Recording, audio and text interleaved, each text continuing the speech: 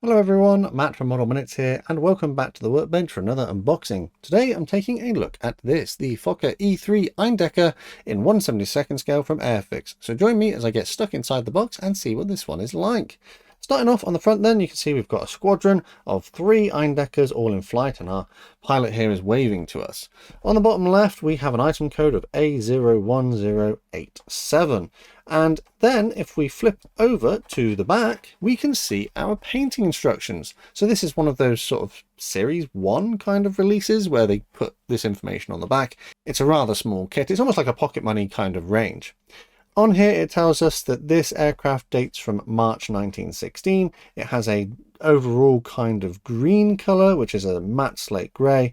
The engine area is painted in a silver colour, and there are a few other elements in different colours as well. I like that they do this because it helps make our painting much easier and less confusing. Over on the right hand side we have a Cartograph logo, which tells us that the decals are made by Cartograph and should be to a nice quality. If we flip over to the thin edges, we just have the same information that we've already seen on the front of the box. So on this long edge, it does give us some information about the Fokker E.III and some dimensions. We've got a length of 100 mm, a width of 140, and there are 35 parts, so not too many. We have an indication of the paint scheme once again, and that this is a skill level 2, so Airfix thinks that this should be moderate to assemble. And then over here on the right hand side we have 1 flying hour, which is a coupon. Cut it out and keep it, and you could redeem it against more kits if you're a member of the Airfix Club, or alternatively send it to Models for Heroes, who can redeem it on your behalf for their charitable work. Over here we do have some CAD images of the kit. We've got what looks like the engine elements, and also the pilot and him sitting behind his nose-mounted machine gun.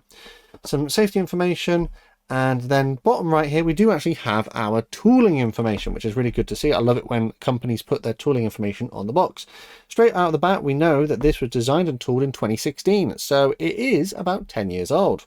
The version that I have here, though, was released in 2018, and we do have indication here that this particular kit was made in India. So let's, without any further ado, get the box open and see what we have. I'm going to start with the instructions as usual, because that's where I like to begin. So the normal format from Airfix, information about the kit and some hints and tips down the bottom.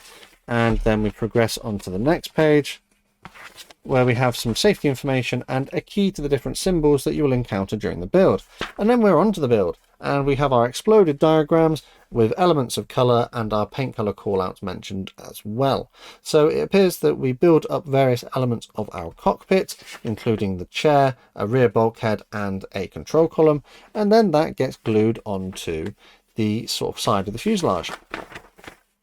Flipping over, we join our other half of our fuselage, and then we come to our engine. So the engine is a rotary engine. That means it should turn with the propeller.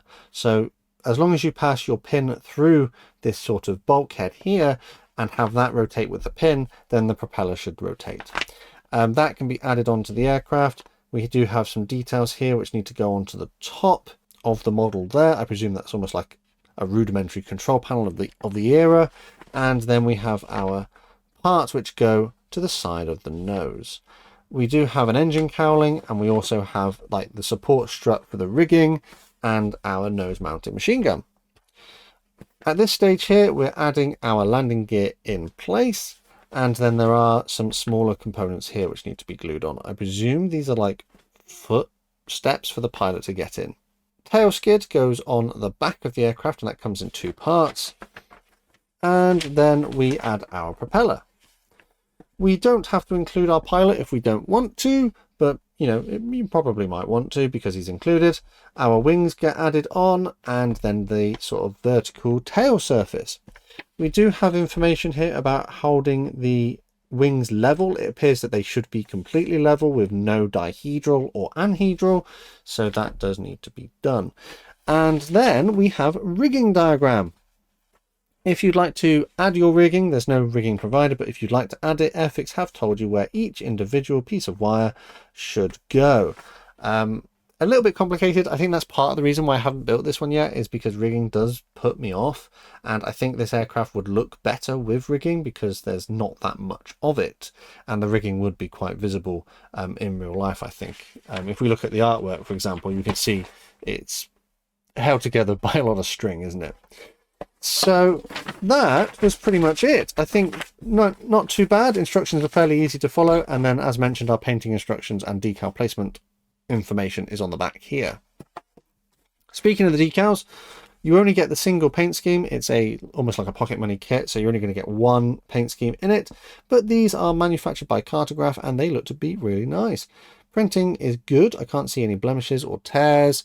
The registration is decent, and even the small text down here, I mean, my eyes aren't good enough, but I think that they might be legible if you were to get them really close. So they look really nice.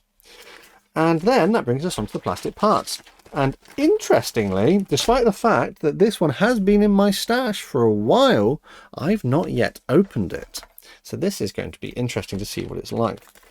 Because this is a slightly older boxing, we can see immediately that we have the lighter blue-grey plastic, as more recent releases from Airfix are all in a dark grey plastic. And that's what we have. We have two of these plastic sprues. They do feel a little bit greasy, I would say. They probably do need a little bit of a wash, but on the whole, the plastic is relatively dense. There's a little bit of flex to it, and the level of flash is very low.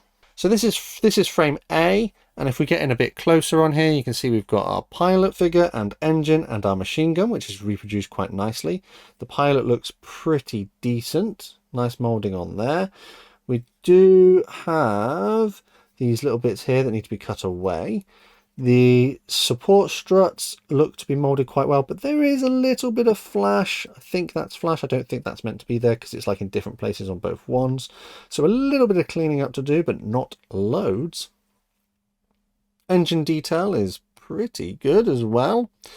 And then on to our lower side of our aircraft. You can see we've got some sort of stitching effect on there and a little bit of light stressing. This looks a little bit fragile, so be careful with that. And then the fuselage sides, and again we have some subtle recessed details in places as well as raised ones, as would be appropriate. Flipping over to the other side, we have actually got a little bit of detailing on the inside here as well.